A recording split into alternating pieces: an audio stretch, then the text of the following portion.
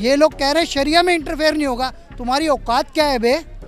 मोदी जी ने कभी ये नहीं कहा कि ये सिर्फ हिंदू ही रहेगा। मोदी जी ने सबका साथ, सबका विकास और सबका प्रयास का नारा दिया उन्होंने। उसने क्या बोला है, जिसको हम पसंद नहीं है वो दे छोड़ दे, तेरी औकात क्या है?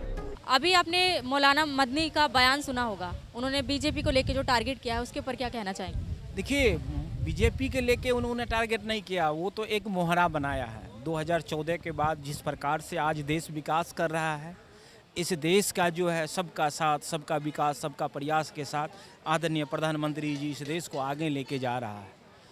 ये वो लोग हैं जिनकी अपनी दुकान बंद होने वाला है। ये वो लोग हैं जो इस देश के जो मूर्ख, जो इस देश के लोग हैं उनको बेवकूफ़ बनाने का जो काम करते थे, आज उनकी दुकान बंद हो रहा है। इसलिए बंद हो रहा है कि उन्होंने कहा कि मुसलमान भाई आप डरो नहीं, मैं हूँ। अरे भैया, इससे पहले कौन सा मुसलमान के ऊपर अत्याचार हो रहा है कि आज वो उसको डरने की ज़रूरत है? इस देश के अंदर हर एक व्यक्ति को एक अधिकार है रहने का। मोदी जी ने कभी ये नहीं कहा कि ये सिर्फ हिंदू ही रहेगा। मोदी जी ने सबका साथ, सबका विकास और सबका प्रयास का नारा दिया उन्होंने। जो योजना मोदी जी ने लेके आया 2014 के बाद, वो सबके लिए बराबर था। जनधन योजना जब खाता खुली तो उसमें क्या मुसलमान भाई या मुसलमान जो हमारे बहनें थे उन्होंने खाता नहीं खुलवाया क्या? जब ये 80 करोड़ योजना लेके आए अनाज की, तो क्या उसमें हमारे मुसलमान भाई को अनाज नहीं मिला क्या? अगर मैं आज के डेट में अगर कहूँ तो सबसे ज़्यादा अगर मोदी जी की गरीबी योजना का लाभ अगर किसी ने लिया है, आयुष्मान योजना, तो वो मुसलमान ने लिया है। चाहे वो आवास योजना की बात करूं या गैस योजना की बात करूं, ये तमाम ऐसे योजना थे जिसका लाभ हर एक व्यक्ति को मिला। और जहां तक बात रहा मदनी जी की या ओवैसी साहब की, तो ओवैसी साहब तो बहुत बड़े बलिस्टर हैं देश के, और लेकिन वो क्यों इस तरह की बात करते हैं? क्योंकि उनकी जो दुकान थी वो अब बिल्कुल बंद होने वाला है। क्योंकि इस देश के मुसलमान जो है अब जग चुका है, उनको मालूम हो चुका है कि उसका विकास कौन कर सकता है। लेकिन उन्होंने भी एक बार बहुत ही आपत्तिजनक बयान दिया था कि मोदी और योगी आखिर कब तक रहेंगे? देखिए, मोदी और योगी इस देश का जब तक विकास चलता रहेगा तब तक रहेगा। वो मोदी योगी जो है इस देश के विकास के लिए आया है, इस देश के विकास के लिए इस देश में उन्होंने पैदा लिया है। इस देश का विकास के लिए ही मोदी इस देश में जन्म लिया है। तो मदनी के बयान से आप हम ये कह सकते हैं कि वो फिर एक तरह से एक पक्ष को भड़काने का काम कर रहे हैं? बिल्कुल, मदनी जी इस देश के अंदर जो है दंगा कराने का काम कर रहा है। इस देश के जो कुछ लोग हैं उनको भड़का के इस देश में दंगा कराने का काम कर रहे हैं। क्योंकि उनकी दुकान तो अब बंद होने वाला है, तो अब उनको लग रहा है कि कुछ ऐसा कर दूं, इस देश की स्थिति को ऐसा ख़राब कर दूं, कुछ इस तरह का माहौल ख़राब करूं जिससे कि देश के अंदर जो है दंगा हो जाए और फिर ये आरोप जो है बीजेपी के ऊपर, हिंदुओं के ऊपर आरोप लग जाए। जी देखिए, जितने भी मौलाना है या जो भी मौलाना मदनी है, मैं इनको यही कहना चाहूँगा कि सबसे पहले आप अगर कोई भी बयान देते हैं मुस्लिम कम्युनिटी के लिए, सबसे पहले बात ये आती है कि आप मुस्लिम कम्युनिटी के लिए क्या किए अब तक। या ओवैसी साहब है, ओवैसी साहब मुसलमानों के लिए बयान तो देते हैं, लेकिन ये ओवैसी साहब मुसलमानों के लिए क्या करेंगे पूरा ये नहीं बताते हैं। मदनी साहब पूरा ये नहीं बताते कि मुसलमानों के लिए क्या करने वाले हैं और क्या करेंगे, ये नहीं बताते। इस तरह के बयान दे के अगर ये लोग राजनीति करवाते हैं और आपसी भाईचारा को तोड़ने की कोशिश करते, चाहे कोई भी पार्टी का नेता हो, चाहे मदनी साहब हो, चाहे ओवैसी साहब हो, चाहे भारतीय जनता पार्टी का नेता हो, चाहे आम आदमी पार्टी का हो या कांग्रेस का हो, ऐसे बयानों से बचना चाहिए जो आपसी मतभेद को ख़त्म करता है, आपसी भाईचारा को तोड़ता है। मैं यही कहूँगा।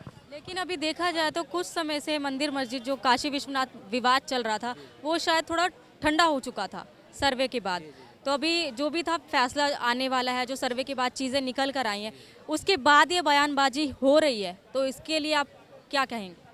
देखिए, ये तो राजनीति का विषय है, वोट बैंक की राजनीति है। ओवैसी साहब चाहते हैं कि मुसलमान मेरे साथ हो जाए, भारतीय जनता पार्टी के नेता चाहते हैं हिंदू हमारे साथ हो जाए, कांग्रेस चाहता है कि हमारे साथ कुछ आ जाए। सब वोट बैंक की पॉलिटिक्स है, इसमें आम आदमी जो है झुलस रहा है सबसे ज़्यादा। क्योंकि आज आप देख लीजिए ना, लोग असल मुद्दों पे बात करना चाहता है, कोई भी करता नहीं है। और सबसे ज़्यादा ये ज्ञानवापी जो भी मुद्दे होते हैं उस पर बातें होती है। ज्ञानवापी का मुद्दा जो है, इस पर मैं ये कहूँगा कि अगर शिवलिंग निकलता है, अगर न्यायालय में जो गया है अभी ये मामला न्यायालय से आ जाता है, सारे सबूत पेश हो जाते हैं कि इसमें शिवलिंग है, तो हिंदू भाइयों का स्वागत है। आप ले लीजिए, आप मंदिर बनाइए, मस्जिद नहीं रहेगा। अगर उसमें सबूत के तौर पे अगर नहीं निकलता है, शिवलिंग नहीं है, यहाँ पे मस्जिद ही था, तो मस्जिद है।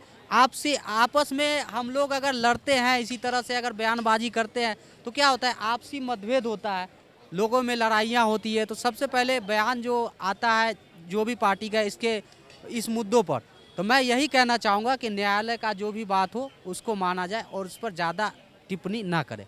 ये आपका देवबंद जो है, देवबंद में एक सभा का आयोजन किया जा रहा है जिसमें काफ़ी लोग बढ़ चढ़कर हिस्सा ले रहे हैं, और जो महमूद मदनी जी हैं उनका जो बयान आता है कि मुसलमानों डरने की ज़रूरत नहीं, इस तरह के बहुत सारे विवादित बयान देते हैं, उस पर क्या कहेंगे? मैडम, इन लोगों को अब कुछ मिला नहीं है मुद्दा, क्योंकि अब इनको पता है इनकी मस्जिद जाने वाली है, क्योंकि हमें काशी में शिवलिंग मिल चुका है। अब इन लोगों की रोटियां कहीं सिक नहीं रही है, तो ये अपनी एकता इकट्ठा करेंगे, अपने लोगों को देव लोग कहीं भी इकट्ठा कर सकते हैं ये, पर करने दो। ओवैसी जी भी बोल रहे हैं कि हम लोगों को ये करना है, वो करना है, ये सर भड़का रहे हैं, मुसलमानों को हम लोगों के खिलाफ भड़का रहे हैं ताकि इनको कुछ मिल ना जाए। अब इनको पता है इनकी मस्जिद आज से जाने वाली है, तो ये कुछ ना कुछ मुद्दा तो उठाएंगे और कुछ ना कुछ तो करेंगे। लेकिन अगर मैं मंदिर मस्जिद की बात करूं, बहुत सारे मुसलमान लोग भी हैं जो पक्ष में हैं, क्योंकि वो लोग ये मानते हैं कि अगर जहां पर कुछ पहले से था या ज़मीन हथियाई गई है तो उस पर नमाज़ पढ़ना या मस्जिद बनाना एक तरह से गलत होता है। तो बहुत सारे पक्ष में भी है कि अगर वहाँ पर मंदिर था तो मंदिर बन जाना चाहिए, लेकिन जब ये इस तरह के मामले सामने आते हैं तो उसको आप किस तरह से देखते हैं? मैडम, पहली बात तो ये है, जब हमारा शिवलिंग हमें वहाँ पे दिख गया है, उसकी वीडियो भी बन के आ गई है, फोटोग्राफ भी बन के आ गया है, तो उसमें आप लोग हमारे शिवलिंग पे जाके मुंह हाथ धोगे तो हम लोग मुद्दा ना उठाएं। हम लोग उसमें ये कहते हैं भाई हम लोग तुम हमारे मंदिर में जाके अपना हाथ मुंह धो, हमारी शिवलिंग है वहाँ के पानी से तुम अपना कुर्ला करो, तो वहाँ पे हमारी एकता हो जाएगी। अब हम लोग अपने उस मुद्दे में उठ रहे हैं, भाई हमें हमारा शिवलिंग दिख रहा है, तो वहाँ से अपना वो वुजू जो भी है वो आप मत, वजू खाना आप वहाँ मत करो, आप अपना एक बार साइड में कर लो जब तक आपका आ नहीं रहा है। जब आ जाए हमारा, तब आप दिख जाएगा, वो पानी का पानी हो ही जाएगा। लेकिन बहुत सारे लोग इस मुद्दे पर कहते हैं कि जो सरकार है वो, जो बीजेपी खासकर टारगेट करके कहा जाता है कि वो हिंदू मुस्लिम की राजनीति करती है, खासकर चुनावों से पहले। मैडम, इसे पूछने वाली बात, तो 91 में नरसिंह राव की सरकार किसकी थी, किसकी सरकार थी? उन्होंने 91 में एक नियम लागू कर दिया था कि जो मंदिर है वो मंदिर है। प्लेसेस ऑफ वर्शिप एक्ट 1991 की बात कर रहे हैं आप? हाँ, मैं वही बात कर रही हूँ। तो उनसे पूछने वाली बात, वो सरकार किसकी थी? अब इन्होंने बीजेपी की सरकार आने के बाद इन्होंने कह दिया है कि ये हिंदू और मुस्लिम को अलग अलग कर रहे हैं, हिंदू और मुस्लिम को अलग अलग कर रहे हैं। मैम, पहले नहीं हो रहा था ये सब चीज़ें, पहले नहीं हो रहा था। अब हमारी चीज़ हमें दिख रही है, हम उस पर मुद्दा उठा रहे हैं, तो उसका मतलब ये हो गया भाई हिंदू बोले ही ना। हिंदू के काम में जाके मंदिर में तुम कुछ भी करो, वो अलाउ है, उसमें एकता है, पर हम लोग कुछ नहीं कर सकते, हम बोले नहीं। मौलाना मदनी ने जो अभी एक सम्मेलन कर रहे हैं जिसमें उनमें ये कहा है उन्होंने कि मुसलमान जितना बर्दाश्त कर रहे हैं उतना कोई नहीं कर सकता, तो इस बयान के लिए क्या कहें? मैडम, उन्होंने ये कहा है, एक तो बर्दाश्त कर रहे हैं, दूसरा ये भी कहा है जिसको इस्लाम पसंद नहीं है ना वो ये देश छोड़ के चले जाए। तो मदनी जी थोड़ा तमीज़ से बात करें। 80% जो हिंदू है ना वो बहुत सहिष्णु हैं, और जब तक ये सहिष्णु है तभी तक ये देश बचा हुआ है। हम आपकी तरह नहीं है बेद भी कर दी या सर तन से जुदा जैसे नारे लगा दिए या फतवा दे दिया, हम ऐसे बदतमीज लोग नहीं हैं। थोड़ा तमीज़ से बात करें और सत्ता को चुनौती ना दें। आपने क्या कहा कि हिंदू मुस्लिम बर्दाश्त कर रहा है, आप मुस्लिम को देखो हर जॉब में है, वो मंत्री भी है और संसद में भी है, और यहाँ तक कि पसमानदा मुसलमान को योगी सरकार में भी है। आप लोगों मुस्लिमों को भड़काने का काम कर रहे हैं। मुद्दा क्या है? श्री कृष्ण जन्मभूमि, ज्ञानवापी और राम मंदिर, ये तो बहुत पुराना मुद्दा है ना, 100 साल पुराना मुद्दा है। प्लेसेस ऑफ वर्शिप एक्ट भी नहीं लगता इस पर। कोर्ट में रिट पेटिशन एक्सेप्ट होती है, सर्वे भी होता है, और वहाँ पे हिंदू अवशेष मिलते हैं, वहाँ पे स्वास्तिक मिलता है, श्री गणेश मिलते हैं। तो आपको ये समझना होगा, यह तो प्रक्रिया चल रही थी। आपकी सेकुलर सरकारें, जो कांग्रेस, जिनके तुम टुकड़ों पे पले हो, जिन्होंने तुष्टीकरण कर करके तुम्हारा मुंह इतना बड़ा खोल दिया है। इस देश में जैन भी रहता है, पारसी भी रहता है, यहूदी भी रहता है, और बौद्ध भी रहते हैं, सिख भी रहते हैं, ईसाई भी रहते हैं। क्या उन लोगों का कभी कोई पर्सनल लॉ बोर्ड देखा है? क्या उनने कभी कहा है आपके शरिया की तरह हमारा कानून चलेगा? बेशर्मी छोड़ दो, इस देश में संविधान से देश चलेगा। एक 1952 में इस देश का संविधान तैयार हुआ मैडम। डॉक्टर भीमराव अंबेडकर के संविधान को हिंदू समाज पालन करता है, कानूनी प्रक्रियाओं से चलता है, और यह सेशन कोर्ट में अगर गया है तो कानूनी प्रक्रिया से काम चल रहा है ना, फिर इनको क्या आपत्ति हो सकती है? ये लोग कह रहे हैं शरिया में इंटरफेयर नहीं होगा। तुम्हारी औकात क्या है बे? शरिया और किसी कम्युनिटी का बता दो ना पर्सनल लॉ बोर्ड है तो। सिख का पर्सनल लॉ बोर्ड है, बौद्ध का पर्सनल लॉ बोर्ड है, जैन का पर्सनल लॉ बोर्ड है, मुस्लिमों का पर्सनल लॉ बोर्ड क्यों है? मैं तो सुप्रीम कोर्ट से मांग करता हूँ इन मदनी और ओवैसी जैसे कुत्तों को औकात में लाने के लिए सुओ मोटो एक्शन लो। पहले मुस्लिम पर्सनल लॉ बोर्ड को समाप्त करो, वक्फ बोर्ड को समाप्त करो, क्योंकि नेहरू, गांधी, राजीव गांधी, आपको शाहबानो वाला केस पता होगा, सुप्रीम कोर्ट का डिसीजन पलट दिया था। तुष्टीकरण कर करके मुस्लिमों के दिलों में जहर भरा है इन लोगों ने, कांग्रेस वालों ने। हिंदू समाज एक हो गया है। मोदी सरकार 303 सांसदों के साथ पूर्ण बहुमत से बैठी है केंद्र में, और उत्तर प्रदेश में तुमने बहुत पैतरे आजमा लिए, वहाँ पे भी पूर्ण बहुमत के 2 बार मुख्यमंत्री बन गए योगी आदित्यनाथ। रहो तुम औकात में, और इस देश में अगर कुछ करना है ना, संवैधानिक प्रक्रिया से आओ, संसद में लड़ो चुनाव, फिर देखते हैं। तो आपको लगता नहीं है कि पहले ओवैसी के बयान आ रहे थे इस तरह से तीखे, अब इन्होंने एक सम्मेलन ही कर दिया पूरा, तो एक तरह से एक पक्ष को ये भड़काने की कोशिश नहीं हो रही? मैडम बिल्कुल कोशिश है, ये हर साल ही करते हैं, ये होता हर साल ही है, लेकिन जो आज इन्होंने बोला है ना वो भड़काऊ है। मेरे शरीर में खून है, पानी नहीं है। उसने क्या बोला है? जिसको हम पसंद नहीं है वो देश छोड़ दे। तेरी औकात क्या है? क्या औकात है भाई? यहाँ पे भाई सब इस्लाम से भाई किसी को नफरत है क्या? किसी को नहीं है। मुसलमान से किसी को नफरत है क्या? नहीं है। फिर वो किस आधार पे कह रहे हैं कि तुमको इस्लाम से, मुसलमान से नफरत है, देश छोड़ के चले जाओ? तुम होते कौन हो? तुम क्या सुप्रीम कोर्ट लग रहे हो? तुम क्या राष्ट्रपति लग रहे हो? 2 कौड़ी के आदमी हो, औकात में रहो। ये मदनी वो बंदा है जो मोदी की हत्या करने के लिए सीरियल ब्लास्ट किया गया था गुजरात में। 38 लोग कन्विक्टेड हैं, उनकी फांसी की सज़ा हो गई ना, उसके बाद जमीयत उलेमाए हिंद, यही मदनी का ये उनका केस लड़ रहा है कि उन आतंकवादियों को फांसी नहीं दी जाए या छुड़वा दिया जाए। ऐसे बेशरम लोग हैं।